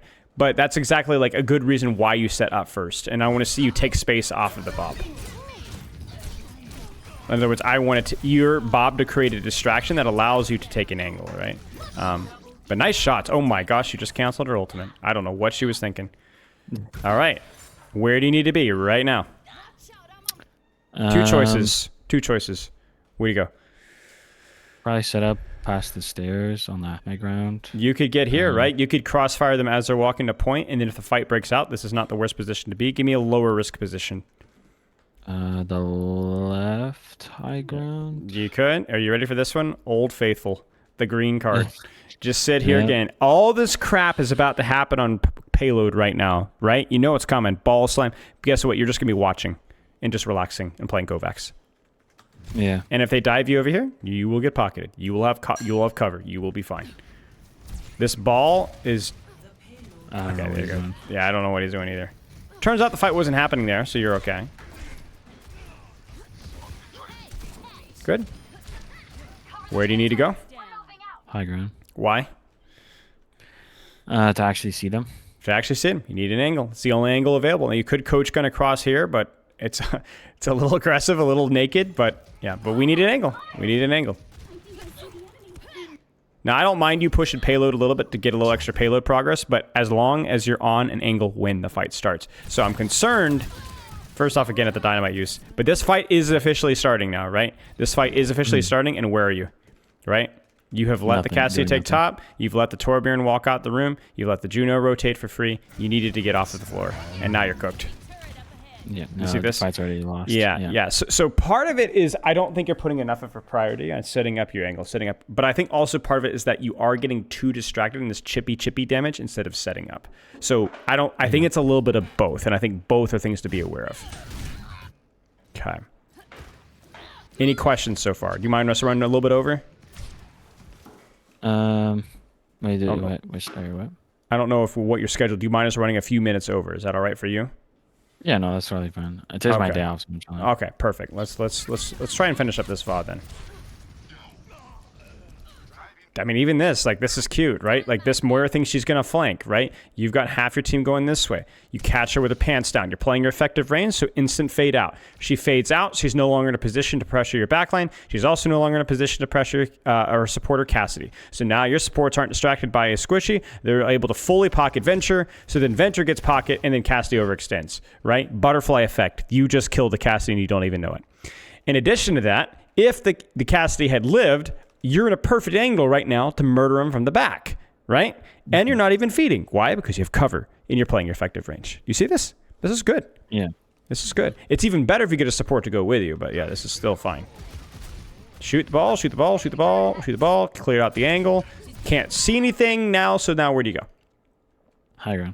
High ground, right? You need to be cautious, play cover, be disciplined, play the rules of a first-person shooter, but you need to get off the floor. There it is. And now, Merry Christmas. Merry Christmas. Yeah. Micro detail. Very important micro detail right now. Who is the advantage in the duel right now? Me. Me. Why? I'm full HP. He's half HP. Okay. That's it. That's all we need to know, right? Like, in terms of effective range, it's kind of moot, right? Like, he can poke you out. You can poke him out. Maybe it's you slightly. So then what should your movement look like when you have the advantage in the duel? Whatever helps me aim the best. Yeah, that's right. So you know what helps aim you the best? Not moving at all, okay? Or mirror strafing, okay? One or the other. Let's see what you do. Womp, womp, bomb. Okay? So you don't mirror strafe. Now, this one. Who has the advantage of the duel? Same question, right? So then let's look at your movement. Now, to be fair, you are strafing in a straight line, but I think it would be even easier if you just stood still, frankly. I think it would just be easier if you stood still. That's a very, very, very, very, very important rule. If you're in an advantage in the duel, move more towards helping you to hit your shots. If you're at a disadvantage, focus more on strafing. If it's even, we'll do a little bit of both. That's it. Okay. I mean, to be honest with you, this is just a goofy error. The Torb should have died sooner, the Juno should have died sooner, and then we wouldn't even be in this position in the first place. Yeah. But you died to an ultimate. It happens. I also walked too far forward as well. I think so too. I think so too. Now, can we quantify that? Were you too aggressive? No. What was the problem? I just use the right adjective. Yes, but use the right adjective for your positioning. What's the right adjective for your positioning? Too Not exposed. Like too there's no cover. exposed. Yeah, see that's a good one, right? Exposed, Mhm. close, right? Isolated. Those are adjectives that we like because they can imply that you could fix it, right? What could you have Mhm. done differently to be less exposed? I mean, I should have just stopped right here, You or should have like, stopped right here, right? You had yeah. cover here. You go here, you have less cover. They've actually just put this here for that exact same reason, right? So yeah, that's it. That's an adjective I like to hear. Exposed makes total sense. Now you're not getting booped off the high ground if you're playing less exposed. That's it. Good dynamite, by the way. Like, even though you missed it, it actually does the job. Okay. Now, what do you think of your positioning here? What's the problem? See if you're smart enough to spot it. This is not an easy one. Are you playing your effective range, kind of? What's your Yeah, cover I like? mean, kind of. It's okay, but do you know what you don't have cover versus? Um, the I mean the Torb, I guess, The Torb, but like I right? kind of do. Yeah. And the ball as well, you see? So Mm. you're like, oh, well, I needed to play. How do I have cover versus 7 different directions? You ready for the answer? Don't play stacked as 5 with your team. Yeah. Where could you be here instead? I could be. I mean, I could pressure the Torb, because I have like the Brig Rally. Don't worry about And I have target here. Dynamite. Don't worry about target. Worry about position first. So where would you go? Well, that's what I was saying. I was like, because in order for me to get to the high Oh, is in ground like here? over there, Okay. no, I mean like farther forward, like there, Like here? like the Like here? staircase. You Yeah, like could. in order for Yeah. me to Yeah, you get could. there, I have to duel him. You could. I mean, it means that you Other don't than get that, slammed. It means that you don't get shot by the cast, right? There's an even Yeah. easier answer, though. Is there an off angle that plays your effective range with where this fight is happening? The far left. Merry Christmas. You see it? Yeah. Are you isolated from ball? Yes. Can you live long enough with coach gun and cover to be able to get support? Yes. If the ball slams Yeah. you, is he not slamming your backline? Yes, he's. Hmm. That's it. Also, you have Bob. That angle's like you go here, you shoot, you Bob here. It's over. It is over. This fight is gone. It's done. Right? You see the problem here? So the problem is like you Yeah. die through your lack of not aggression because we hate that word, through your lack of angle. Your lack of angle. Because Yeah, 'cause I'm everything the huddled enemy up with the has, ball slam, torb spam, coalescence, Gasly doesn't even know what he's shooting at. He can't see anything. He's totally blind, right? Like there's just, Yeah. but this is what he's looking at, right? But he just holds his eyes closed and he holds his mouse one down at head height and stuff, Yeah. right? And that's Yeah. the problem, right? That's where you don't want to be as Ashe, right? You don't want to be isolated in the middle of nowhere with no cover, but you also don't want to be stacked in the middle of your team. And you see how we're kind of like ping-ponging between the two opposite extremes with you? Yeah. You're either too exposed, too isolated, or you're basically stacked in the middle of your entire team. And we want to see, can you find an angle with sightlines? See, this is going to work. Why? Because they're not thinking about you. You're on an angle, and you're playing your effective sightlines, right? So, like, look at how easy this is. Probably didn't need the bob. That's okay. That's okay. Yeah. That's all right. It happens. Don't worry about it. Capping the point guarantee is, that's a lot of peace of mind. So, good angle. A little bit. What's the only problem with this angle right here? What's that adjective? They are setting up a crossfire on me, so it's exposed. It's exposed, right? There's just isn't cover from really anywhere here. So I don't hate this angle. You just probably won't be able to stay here for very long. So then once you drop, you'll have some information. All right, so you have some information here. So where do you think you should go now? Top right. Top right, okay. Are you going to get chased down by a ball? What if you go this way? Like, you kind of need to go up coach gun up here, right? So then, Yeah, that's what I was envisioning. How do you do it? How do you approach this? What do you do? Well, we just killed the cast. I mean, I can see the ball like chasing to try to help. So I think I Sure. can just walk up there and Yeah, coach. yeah. Seems good to me. Because no one else sees me. Because Torb isn't even. Yep. Let's say the cast isn't dead. Let's say the cast is here. You can't take top right I mean, now. he still So where do you can't angle contest. instead? I guess I have to rotate the long way, but still That like would the take too same long. angle. Right? I mean, you could go here, right? Give me another option, though. I don't think it's bad, but give me another option. Everyone's here, so where do you need to be? Maybe next to the box where the payload is? No, I Sure. don't know. Why I feel not? like that Why doesn't not? really Why not? change Why not? much. I mean, it definitely does, right? Can you contest the Mm, Torbjorn from here? Yeah. Are you playing yeah. closer to cover? Yeah. Can you shoot the high ground safely? Yeah. Can you see this Mm, as they approach from this hallway and straight and forward? Yep. mm, There you go. I don't hate this. I think top right would have provided you with more cover so that you could have stayed there. That's my problem, right? If you're here, yeah. this ball does not clear you out. You clear him out. You get what I'm saying? Yeah. And so now, once again, we're playing chase the ball simulator, and we don't have sightlines much to shoot anything at all, right? And that's kind of the problem here. Is once again, we didn't really set up because we didn't really consider cover, and we spent too much time chasing ball. Make sense? Yeah. Okay. Okay. Let's see a rotation from you here. I don't mind this. This is all right. Good, nice little bit of angle there.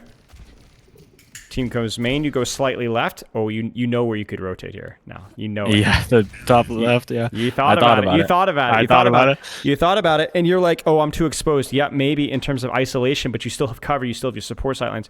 So the problem is that you think about it, you hesitate, you don't commit. Now you're dead, right? Yeah. I actually think if I did, I would have dodged the high noon and killed Juno. It Well, actually would that's have the been thing. perfect. That's the thing is you Yeah. create your own luck. You create your own angles, like discipline. We're not feeding here. We're not playing more aggressive. We're playing different sightlines with cover, playing our effective range, and you create your own luck, right? You get here, you could pop off. You shoot whatever you want. Hack, you could have done the same exact thing here. I see ball in main. I sneak up here and I throw a dynamite and I shoot from here. Is it risky? Absolutely. But there's the reward for the risk. Absolutely. This is the problem, though. You're dead.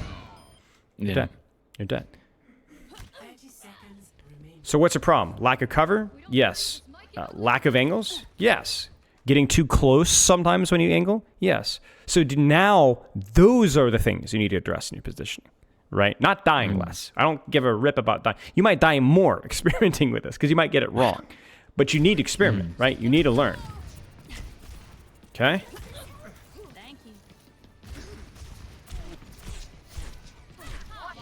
Okay. Not a very well set up bot because I don't really know if you have any idea where you want to put it in terms of the angle. What would be the optimal angle here? You got a couple of choices. I right? was trying to put it, because I didn't want the Zen to go in that hallway below the bridge, so I was aiming it for that like corner, Like here? no, like farther forward, like all the way that way. Right here? No, like to the right. Like I'm talking about yeah, right there. Yeah. Yeah, exactly. The problem is that you rushed it, right? And so, oh, it slid. You got the slide. You're lucky. Nice. Well, hey, we got what we wanted, so a little lucky with it, but we take it, right? Now, what should you do? Now that you have, Not be shooting yeah. the torps.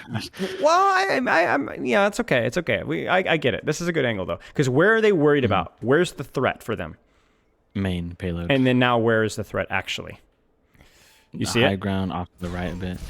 And now they're dead, or they should have been dead. In fact, I don't even think you needed to drop. I think you can greet it a bit longer, and then drop if you need to. You kind of get what I'm saying? So don't drop immediately. You're fine. You're fine. Your support's supporting you, right? So sit here. If you're scared of lack of cover, rotate here, right? Don't drop to the floor, right? Because this is a horrific sightline for you. This is cheeks, right? And that's ultimately like your lack of damage output is really one of the contributing factors here. So let us type some notes. What needs to be practiced? Lots of little things, but lots of very specific things. What specific things? Making sure I'm setting up on an angle that's different from my team, you know, when possible. But the main important thing is making sure that it's playing to my range. That's like not too close, not exposed, and you know, if I have Bob, allows me to set up Bob. Nah, yeah, not wasting dynamite on like the tank, aka targets that won't actually be threatened by the dynamite in some way. I wouldn't even say like if there is nothing to shoot, then dynamiting tank is fine, right? But I think like there's a lot of circumstances where there were squishies and there's angles that you had here. I guess a little bit of the movement as well. Movement when you have advantage in duel, Be um, greedier with movement to secure kills. And that's not just like a thing you could do in Diamond. Learning how to utilize that skill and express it appropriately without feeding. Like it's not. I'm not talking about standing still for 6 hours, right? But Mm. that's something that professional players are really good at. The best hit scans in the world, a lot of the Korean top pros, they're extremely good at just standing still. Sometimes they just stand still, Mm. and they hit more shots as a result. Okay, is that all those details, all those points make sense? Yeah. Okay. So how you practice those is up to you. You can go, I'm going to work on finding an angle that plays in my effective range. Or I'm going to make sure that my angles have effective cover. Or when I have Bob, I'm going to make sure I find an angle to where I can set up Bob. Or I'm going to be very deliberate with my dynamite usage on squishies and so on. That whatever you want to practice it and however you want to practice it is really up to you. Does that make sense? Yeah. I would not try to develop all these skills at the same time. It's a little bit too much. Okay. Any questions? Um, I feel like so. Um, hmm. How? Okay. So I feel like I'm also relatively good at pointing out like my own mistakes. Like I've like VOD reviewed myself and stuff, and I'll Okay. come to like similar conclusions or stuff like that. And I think for me, I'm not exactly sure how to go. I think implementing is the part that is like the most difficult because Yes. um so okay. So for example, there were a couple times where like I know the angle I'm playing is like I have the understanding and in my head in the moment I'm like, all right, this is a bad position or like I know oh I should be here, right? But like I don't always find the solution until it's too late or until Yep. like after. Yep. And it feels like this like it happens like every time, you know? And so it's like I don't know. Like for example, on there were a couple points in time where you showed me a position and it was like I knew exactly where the correct position was. Like for example, on third point, Mm-hmm. Mm-hmm. like the one that we just showed, where like I could have went onto the top left flank to kill Mm-hmm. the Juno, right? Because I hit her. Um, but I didn't go for it because it was like I don't know because I guess I'm not. I feel like maybe I'm not tracking the enemies LOS as much as I should be, I feel like. Okay. But I don't Okay. exactly know how, like, I don't know. Do you think that would be a good thing to focus on You first so that then you I could. can You focus on could. the positioning? You could. I don't even think it's that complicated though. I think if you looked at each of these fights before the fight started and thought what would be a Hmm. good angle to try with where they are right now or where my team's gonna take this fight and you experimented with that alone, you're going to make mistakes. You're gonna make the wrong read, but you would have done better than you would have done this game. Certainly with practice. Certainly with practice, right? Maybe not the first time through, but the second, third, fourth time you play Dorado, practicing what we talked about here, of course, it's going to improve significantly. Your problem is not that you don't have the capability of reading the right position. It's you don't push yourself to think about it more. And the best time to think about that is between fights when you have the brain space to do so. You Yeah. understand what I'm saying? Like when you're walking out from spawn, you just lost the previous fight on third point. Where do I want to rotate? Okay, where are they going to be at? Where do I want to rotate? You practice it. You Mm. make the wrong read. You go back and VOD review and think about it. Okay, I should have gone here instead. It's okay. Next time, go next. That's the read that we're asking for. That's the read you need to All do. right. And that takes practice, right? But like the way that you practice it is utilize the time between fights to think. And then obviously you can practice reacting in the moment as well because you will rotate with Ashe. But a lot of Ashe is honestly anticipation more so than even reaction. Make sense? Yeah. Think about it between fights. Where do I need to go? And then if you make a mistake, you make the wrong read. That's okay. Just need more practice in that exact same situation. You'll get the practice. Don't sweat it. Does that make sense? Yep. Okay. Any other questions? Um. No, I mean, okay. Another question about character pool, just cause Sure. Sure. Go like, do for it. you like, what do you think would be optimal? Um, let's say I wanted to get to GM as soon as possible, right? Mm-hmm. Um, obviously maybe like one or two tricking is like the I'm gonna best thing send you to a do. video related to your previous question, by the way. Sorry, don't let me forget. But yeah, that's an unreleased video that you can check out. But yeah, keep going. All right. I'll definitely take a look at that. But so okay, so the thing is in my head I'm like, okay, in my head I'm like, okay, optimally I just play Tracer Genji every single map, and if I'm good enough at those two characters, I can play every map, every situation, Yep. and I just win the game. Um, However, it doesn't always feel like that, right? Mm-hmm. Um, and so a lot of times I actually end up defaulting to Sojourn. Like I have the most time played on Sojourn out of any character the last two seasons, and Mm-hmm. it's not necessarily because like I don't know, Sojourn feels kind of meh. Like when I play, it's like I don't really have any crazy pop off moments, but I also never really have any crazy feed moments because like I can always run away with shift, and I always get value with my left click even if I'm not hitting like a bunch of rails, and like even if I do hit body shots with my rails instead of headshots, usually that's like good enough to get a kill with my team. So it's like it just feels very like I don't know, it's not it just feels very middle of the road all the whole time. But I end up just playing it because I don't have the confidence to just perma play Tracer Widow, you know? But basically what I'm trying to ask here is like if I were to try to rank up the GM as fast as possible, what exactly like and I'm a hit scan player, like would it like what does that character pool look like, you know? If nobody ever ranked up to Grandmaster, very few people anyway, off of just going, I feel like I get decent value out of this character, but I don't Hmm. really love it. That mindset will never get you to Grandmaster. They either got to Grandmaster because they're like, I really, really, really like this player or this hero, or I really, really Hmm. want to get better at this character, even if I suck at them right now.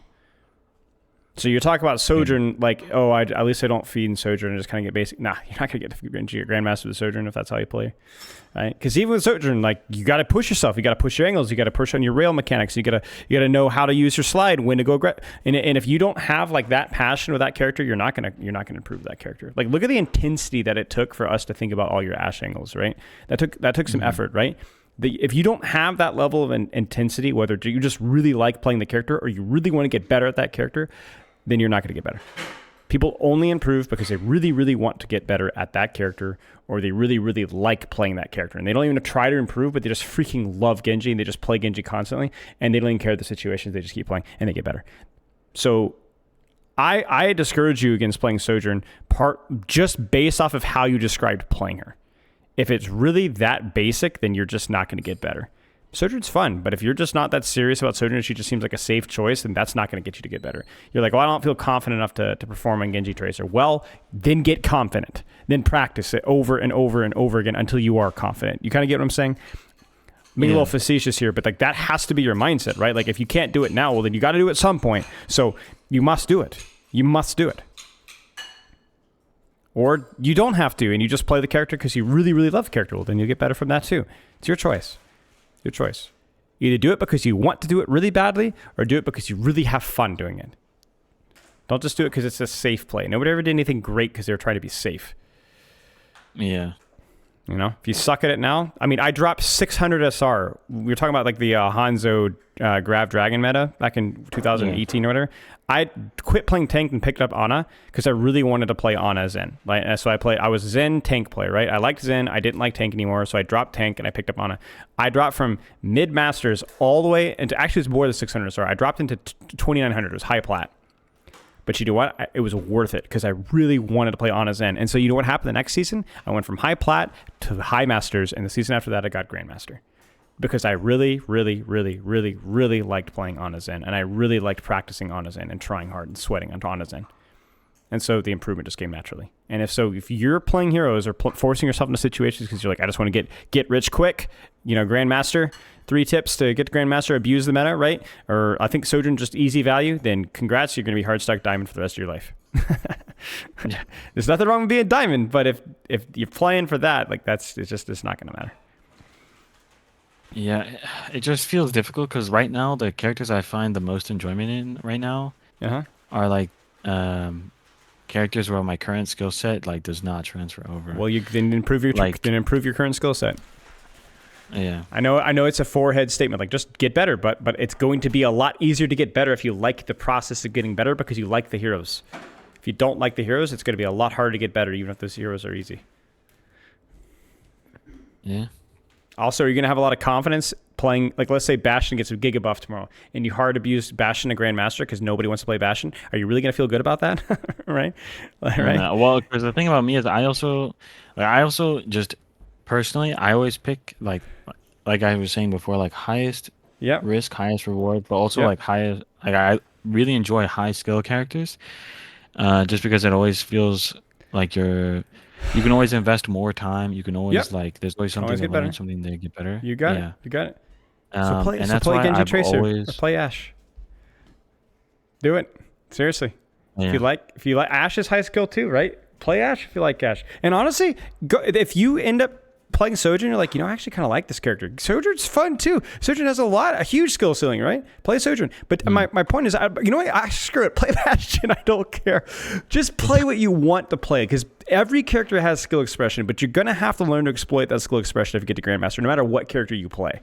So the question is what character do you want to apply yourself to? Because you've reached like the first hurdle, right? You're good at the game, right? But to get to the next level is going to take an extra amount of effort, and you will not be able to do that if you don't love that process.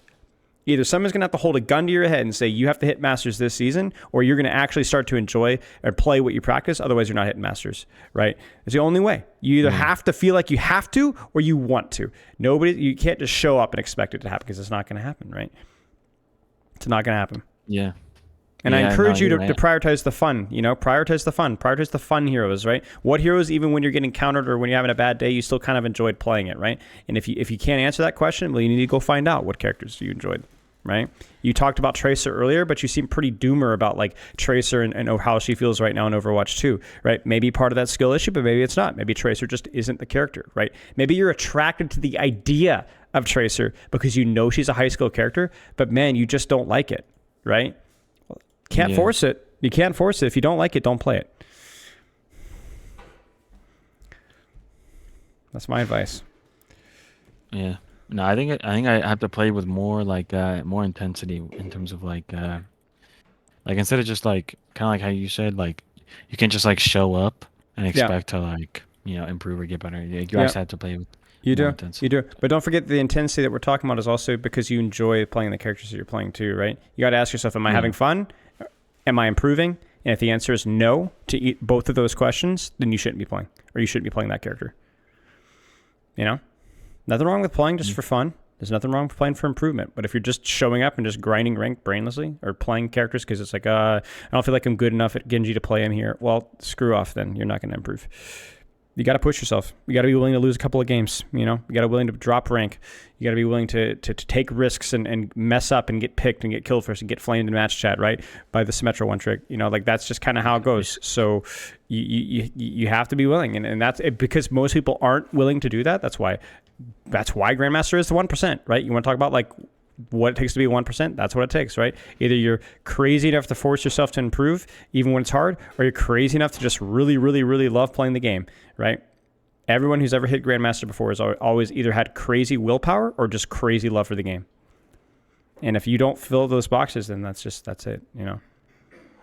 And No, it you're doesn't even right. have to be Overwatch either. Like let's say that you're like you put in the effort to get to Grandmaster and you hit like Masters 5 or Diamond 2, Diamond 1 again, you're like, man, I'm actually really not enjoying this. That's fine. Apply yourself to something else, right? Overwatch is just a game, right? There's a million other things you can take that mentality to and get more value out of it. So, okay. Yeah. All right. Makes sense? Yeah.